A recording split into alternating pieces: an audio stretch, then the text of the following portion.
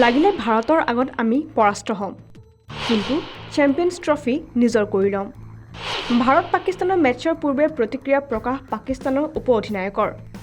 আকাশত চাং পতা কথা কোৱা ছলমান আলী আঘাৰ ভৱিষ্যতবাণী কিমান দূৰ হ'ব সঁচা?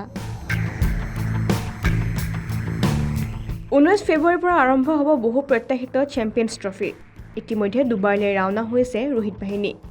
20 ফেব্ৰুৱাৰীত চিৰবৈৰী পাকিস্তানৰ বিৰুদ্ধে সমূহ সমৰত নামিব মেন ইন ব্লু।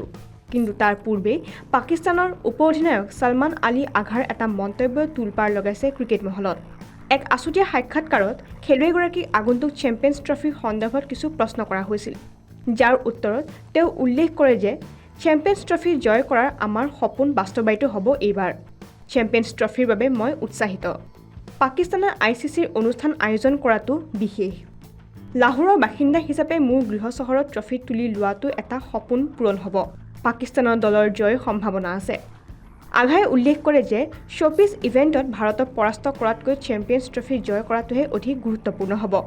পাকিস্তান ভাৰতৰ মেটছ আটাইতকৈ ডাঙৰ, কিন্তু চেম্পিয়ন্ছ ট্ৰফি জয় কৰাটোহে অধিক গুৰুত্বপূৰ্ণ আমাৰ বাবে। লাগিলে আমি ভাৰতৰ হাতত পৰাস্তই নহওক কিয় লাগিলে। যদি আমি ভাৰতক পৰাস্ত কৰি টুৰ্ণামেণ্টত জয়ী নহওঁ, তেন্তে সেই জয়ৰ কোনো মূল্য নাই। পাকিস্তানৰ উপ অধিনায়কগৰাকীৰ এই কথা এতিয়া একাংশই কৈছে আকাশত চাং পতা কথা। পিছে চেম্পিয়ন্ছ ট্ৰফিৰ পূৰ্বে অতি আত্মবিশ্বাসেৰে কৰা এই ভৱিষ্যতবাণী কিমান দূৰ সফল হ'ব সেয়া পৰৱৰ্তী সময়তহে হ'ব লক্ষণীয়। স্পৰ্টছ ডেস্ক ৰিপৰ্ট, কাৰেঞ্জন আছাম।